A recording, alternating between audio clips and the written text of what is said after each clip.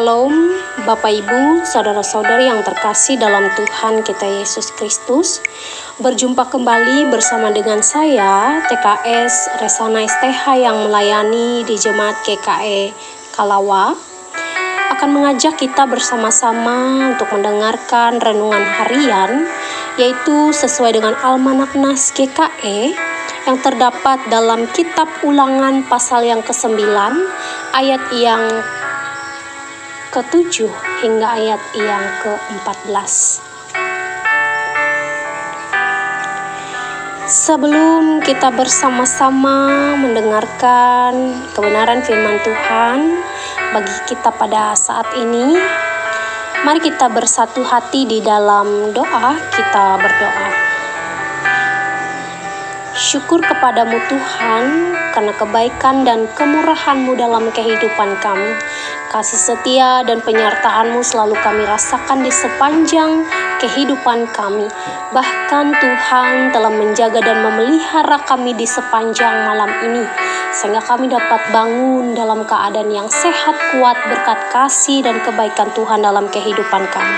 Pada saat ini Tuhan bersama dengan pendengar renungan harian Resort GKE Pulang Pisau, kami akan bersama-sama untuk belajar firman-Mu.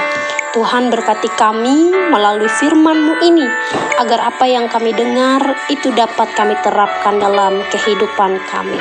Berfirmanlah Tuhan, kami siap untuk mendengarkannya. Amin. Renungan bagi kita yaitu Ulangan pasal yang ke-9 ayat yang ke-7 hingga ayat yang ke-14 dengan judul perikop riwayat tentang kemurtadan di Horeb. Bapak Ibu, saudara-saudari yang terkasih dalam Tuhan, renungan harian bagi kita pada saat ini yaitu menceritakan bagaimana Musa yang ditunjuk sebagai pemimpin mengingatkan kembali bangsanya bahwa bagaimana kisah perjalanan perjuangan mereka itu tidak luput dari penyertaan dan kasih setia Allah. Akan tetapi bangsa Israel adalah bangsa yang dikenal sebagai bangsa tegar tengkuk, bangsa yang pemberontak dan melawan Allah. Dan puncak dari pemberontakan yang mereka lakukan yaitu ketidaktaatan yang dilakukan mereka dengan membuat lembu emas, patung yang disembah, sehingga Allah menjadi murka dan marah. Akan tetapi Bapak Ibu saudara-saudari yang terkasih dalam Tuhan, kita melihat dalam nas kita pada hari ini, yaitu melalui perantaraannya Musa, Allah memberikan belas kasih-Nya. Musa meminta kepada Allah dan memohon agar bangsa itu diampuni dan diberikan belas kasih agar mereka tidak dihancurkan dalam kehidupan mereka. Bapak Ibu saudara-saudari yang terkasih dalam Tuhan kita Yesus Kristus, melalui firman Tuhan dan cerita dari bangsa Israel bagi kita pada saat ini, kita diajak untuk belajar, yaitu bukan hanya bagi bangsa Israel yang merupakan umat pilihan Allah, tetapi juga menjadi pengingat bagi kita sebagai umat Allah di masa yang sekarang. Memang tidak dapat dipungkiri bahwa manusia itu bisa lepas sepenuhnya dari dosa, karena dosa sudah ada sejak zaman Adam dan Hawa. Akan tetapi Bapak Ibu saudara-saudari, kita dapat pungkiri bahwa ketika kita melakukan dosa, kita bisa meminta pengampunan, kita bisa meminta belas kasih Allah dan kasih setianya, karena hidup kita adalah milik Allah dan kita adalah umat-Nya. Jadi Bapak Ibu saudara-saudari yang terkasih dalam Tuhan kita Yesus Kristus, bukan berarti firman Tuhan ini mengajarkan kita untuk bisa bebas dalam melakukan dosa, dalam melakukan pemberontakan dan pengkhianatan dan hidup yang tidak berkenan di hadapan Allah. Akan tetapi nas kita pada saat ini membawa dan mengajak kita bahwa setiap kali kita tidak sengaja melakukan perbuatan yang menyimpang di hadapan Allah, dan dalam perbuatan yang tidak berkenan yang kita lakukan tanpa sengaja, bahkan perbuatan-perbuatan dosa, hendaklah kita menyadari dan memohon pengampunan dan belas kasihan Allah. Tuhan memberkati kita melalui firman-Nya. Amin untuk firman-Nya. Mari kita bersatu di dalam doa. Bapa terkasih, terima kasih atas firman-Mu. Kami boleh diajak, kami boleh diingati bahwa dalam kehidupan kami, sejatinya kami selalu melakukan perbuatan-perbuatan yang tidak berkenan di hadapan-Mu. Bahkan pelanggaran-pelanggaran yang menjadikan kami jauh daripadamu.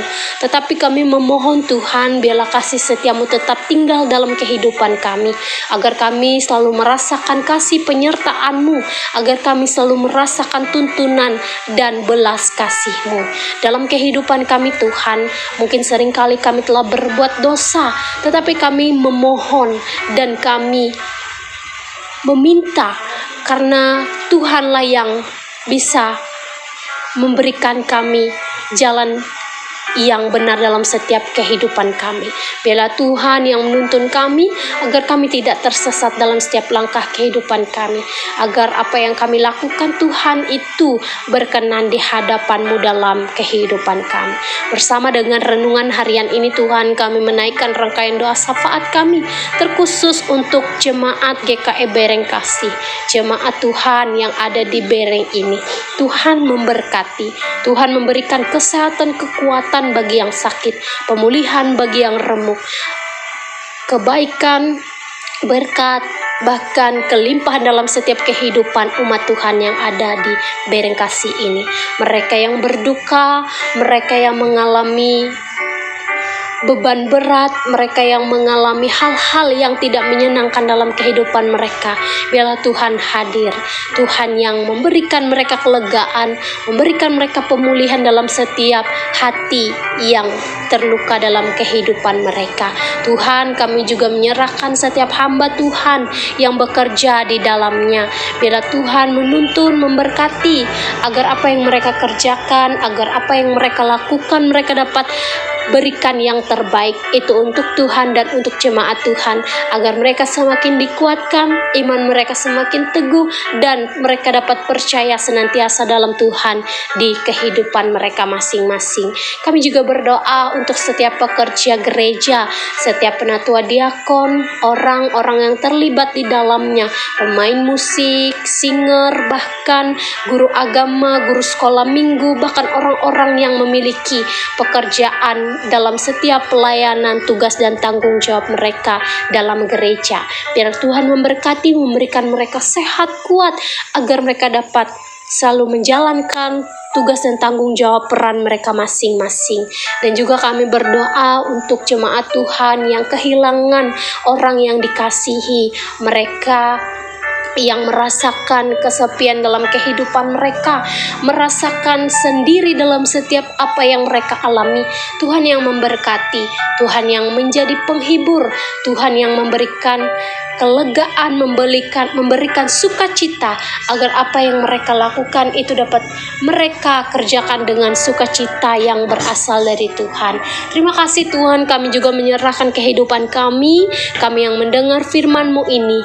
Diberkatilah kami Tuhan dengan segala tugas tanggung jawab peran kami masing-masing, agar apa yang kami kerjakan, apa yang kami lakukan itu yang berkenan di hadapan Tuhan, dan kami dapat melakukannya dengan kasih setia dan penyertaan Tuhan dalam kehidupan kami. Kami menyerahkan kehidupan kami Tuhan sepenuhnya hanya ke dalam tangan-Mu, hanya di dalam nama anak-Mu Yesus Kristus kami berdoa dan mengucap syukur. Amin. Tuhan memberkati kita. Shalom.